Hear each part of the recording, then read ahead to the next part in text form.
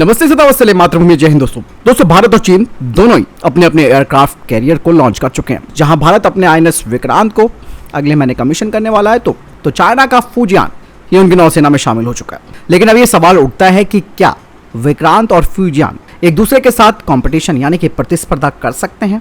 एक बड़ा सवाल जिसका जवाब अब आपको यहाँ पर मिलेगा, क्योंकि ये बेहद जरूरी इसलिए हो जाता है क्योंकि चाइना का टारगेट साउथ चाइना सी के अलावा भारत के हिंद महासागर पर भी है, लेकिन भारत का ध्यान तो अपने हिंद महासागर पर रहेगा। ऐसे में ये वर्चस्व की लड़ाई आने वाले समय में आपको देखने को मिलेगी।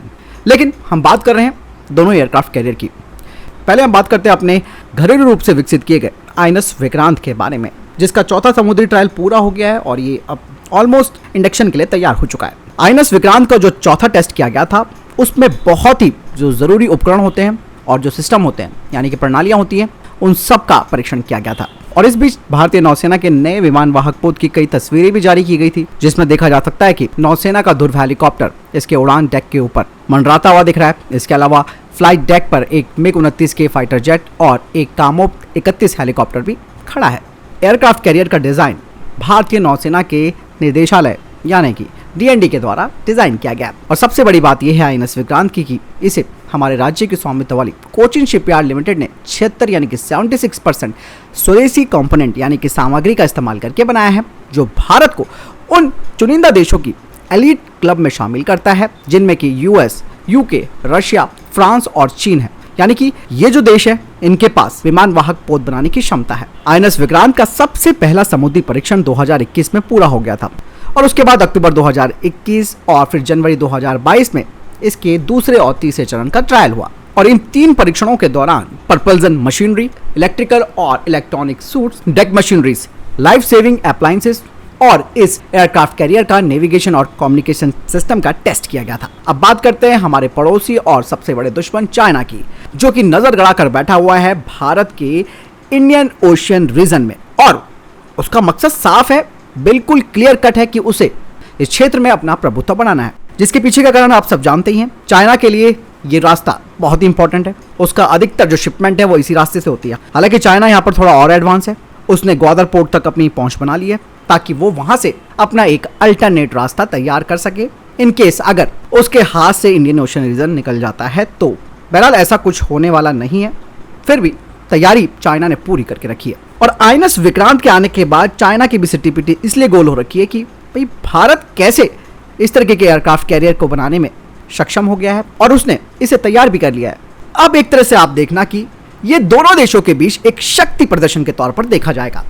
बेड़े में हमेशा 202 विमान वाहक पोत हमेशा होने जरूरी होते हैं, जिसमें कि एक की मेंटेनेंस होती है, दूसरा ऑपरेशन होता है। लेकिन जिस तरीके का भारत का समुद्र है, जिस तरीके की भारत की समुद्री सीमा है, ऐसे में भारत को तीसरे एयरक्राफ्ट कैरियर की भी सख्त जरूरत है। इसीलिए भारतीय नौसेना की तरफ से तीसरे विमान वाहक पोत के अधिग्रहण करने की बात भी सामने आ चुकी है। वहीं चाइना ने 17 जून को अपना फुजियान टाइप 03 को लॉन्च कर दिया और फुजियान यानी कि टाइप 003 को भी चीन ने अपने घर पर स्वदेशी रूप से डिजाइन किया है। अब एक्सपर्ट्स कहते हैं कि फुजियान का इस्तेमाल संभवतः चाइना दक्षिणी चीनी सागर में करेगा, लेकिन जैसे मैंने बताया कि हिंद महासागर में भी वो अपनी शक्ति को प्रोजेक्ट करने के लिए इसका इस्तेमाल करेगा। अब तक चीन ने फुजियान के बारे में ज्यादा कोई जानकारी डिस्क्लोज नहीं की है, सिवाय हमें इतना पता है कि ये जो विमान वाहक पोत है फुजियान, ये 80,000 टन का डिस्प्लेसमेंट रखने वाला विमान वाहक पोत है, जबकि हमारा आईएनएस विक्रांत 37,500 से 40,000 टन का विस्थापन रखता है। यानी कि ये हमारे विमान वाहक से डबल है, यानी कि 2 गुना है। इसके अलावा दोस्तों फुजियान ने एक अलग उपलब्धि भी हासिल कर रखी है, वो ये है कि ये पहला गैर अमेरिकी विमान वाहक पोत है जिसकी लंबाई 320 मीटर और चौड़ाई लगभग 73 यानी कि 73 मीटर है, जिसे कि सैटेलाइट से मिली जो फोटोज हैं उनके आधार पर कैलकुलेट किया गया है। वही अपना स्वदेशी आईएनएस विक्रांत जो कि 62 मीटर की बीम और 59 मीटर की ऊंचाई के साथ केवल 262 मीटर लंबा है। इसमें 14 डेक है, 5 इसके सुपर स्ट्रक्चर में है, जबकि इसमें 2300 कंपार्टमेंट्स बने हैं जिसमें कि 1700 पर्सनल्स आ सकते हैं। आईएनएस विक्रांत इसकी जंप तकनीक के आधार पर तैयार किया गया है।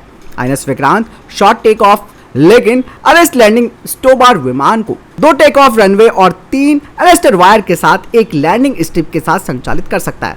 और आईएनएस विक्रांत अपने साथ 24 रूस निर्मित MiG-29 के लड़ाकू जेट विमानों को ऑपरेट करेगा। फिलहाल तब तक के लिए जब तक हमारे पास नए डेक आधारित लड़ाकू जेट विमान नहीं आ जाते। और इसके लिए भारत 2 कंपनियों को शॉर्टलिस्ट कर चुका है, FA-18E सुपर हॉर्नेट और डैसॉल्ट एविएशन का राफेल मरीन। इसके अलावा इस युद्धपोत में Kamov 31 helicopter, MS-60R multi role helicopter और अन्य स्वदेशी रूप से निर्मित उन्नत लाइट हेलीकॉप्टर भी रखे जाएंगे। अब बात करते हैं फूजियान की। दोस्तों फूजियान के पास अपने विमान को लॉन्च करने के लिए एक और अधिक उन्नत प्रणाली है, जिसे इलेक्ट्रोमैग्नेटिक एयरक्राफ्ट लॉन्च सिस्टम यानी कि ईमेल्स कहा जाता है, जो कि इस विमान वाहक को अपने आप में एक आधुनिक बनाता है, जो कि इस एयरक्राफ्ट कैरियर को फाइटर जेट्स को ऑपरेट करने की एक विस्तृत श्रृंखला प्रदान करता है। हालांकि दोस्तों चाइना ने इसके बारे में कहा तो जरूर है कि उसके पास इलेक्ट्रोमैग्नेटिक एयरक्राफ्ट लॉन्च सिस्टम है यानी कि ईमेल्स है। इसके बारे में खुद अमेरिका को भी डाउट होता है, क्योंकि अमेरिका खुद भी इस तरीके की प्रणाली को अभी पूरी तरीके से तैयार नहीं कर पाया है। ऐसे में चाइना कैसे कर सकता है, ये भी एक सवाल उठता है। लेकिन फिर भी जो चाइना दावा कर रहा है उसके आधार पर हम मान सकते हैं कि अगर उसके पास ये टेक्नोलॉजी आ गई है तो वो ऑब्वियस सी बात है जो फाइटर जेट्स हैं जो कि उसके एयरक्राफ्ट कैरियर से ऑपरेट होंगे, उससे चीन को एक बड़ा फायदा मिलेगा। बता दें कि इलेक्ट्रोमैग्नेटिक एयरक्राफ्ट लॉन्च सिस्टम यानी कि ईमेल्स इलेक्ट्रोमैग्नेटिक इंडक्शन मोटर्स के द्वारा जो पावर जनरेट होती है उसका इस्तेमाल करता है, जो कि कैटापल्ट्स को विमान को आगे बढ़ाने के लिए पावर देता है।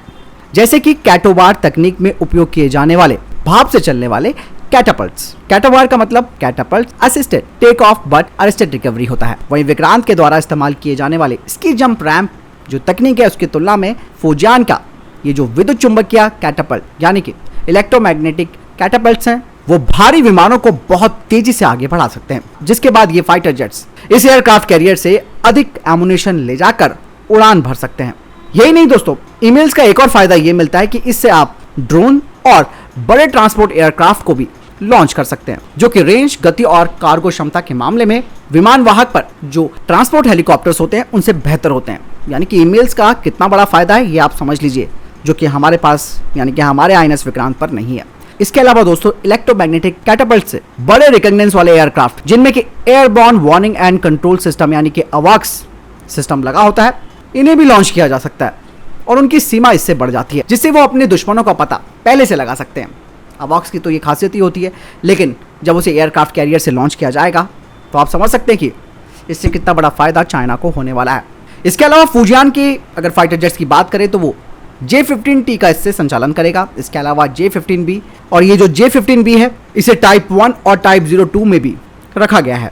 हालांकि चाइना के जो पुराने वाले संस्करण हैं उनमें स्टोबार इसकी जंप लगी हुई है। वहीं चाइना के J-15 की अगर हम बात करते हैं तो चाइना का ये जो J-15 है जिसे फ्लाइंग शार्क कहा जाता है, ये रशियन Su-30 से कॉपी किया गया है और ये वर्तमान में PLA की नौसेना की सेवा में एकमात्र कैरियर ऑपरेटेड लड़ाकू विमान है, यानी कि कैरियर बॉर्न फाइटर जेट है। इसके अलावा F-31 गायर फाल्कोन का भी टेस्ट चाइना कर रहा है। बता दें कि जो ये J-15 है जिसका इस्तेमाल चाइना अपने इस फूजियान एयरक्राफ्ट कैरियर से करेगा, ये एयरक्राफ्ट इलेक्ट्रॉनिक वॉरफेयर वाला संस्करण होगा। लेकिन दोस्तों अगर भारत, देखो मैं पैरवी नहीं कर रहा अमेरिका की, लेकिन फिर भी मैं कह रहा हूं कि अगर भारत FA-18 सुपर हॉर्नेट को चुनता है तो सुपर हॉर्नेट इसी तरीके की इलेक्ट्रॉनिक वॉरफेयर क्षमता से लैस है। वहीं दूसरी तरफ दोस्तों चाइना अपने इस एयरक्राफ्ट कैरियर से स्टेल्थ फाइटर जेट जैसे कि J-35 उसे भी लॉन्च कर सकता है, जिसे कि वो अभी तैयार कर रहा है। इसके अलावा fix wing early warning aircraft जिसे कि KJ-600 कहा जाता है, यही नहीं आर्म टोहिड ड्रोन और Y-7 परिवहन विमान भी चाइना ऑपरेट कर सकता है। तो कुल मिलाकर ये कहा जा सकता है, कंपैरिजन तो दोस्तों दूर की बात है, लेकिन हम इतना जरूर करेंगे कि भारत को सतर्क रहने की काफ़ी ज़रूरत है। तीसरा एयरक्राफ्ट कैरियर भी आना बेहद ज़रूरी है, जो कि एटलीस्ट 70 से 80 हज़ार टन के विस्थापन के साथ होना चाहिए। उसमें ईमेल सिस्टम होने चाहिए ताकि हम भी अलग अलग तरीके के एयरक्राफ्ट्स को और AWACS को वहाँ से लॉन्च कर सकें। इसीलिए हमारी स्थिति यहाँ पर एयरक्राफ्ट कैरियर के मामले में चाइना से थोड़ी पीछे है, लेकिन चाइना की तकनीक पर कितना भरोसा कर सकते हैं ये तो खुद चाइना नहीं जानता होगा, लेकिन दुनिया भी जानती है कि चाइना की तकनीक क्या होती है। फिर भी देखो, दुश्मन को कम समझना हमारे लिए सबसे बड़ी गलती होगी। क्या वो कर सकता है, क्या नहीं कर सकता है, ये दोनों चीज़ें हमें मालूम होनी चाहिए। इसीलिए भारत को, मैंने कहा ना कि बहुत ज़्यादा ज़रूरत है अपनी नौसेना पर फोकस करने की, और एयरक्राफ्ट कैरियर एक दबदबा है हिंद महासागर में भारतीय नौसेना का। बहरहाल आपको क्या लगता है मुझे कमेंट सेक्शन में लिखकर जरूर बताएं। जय हिंद, वंदे मातरम।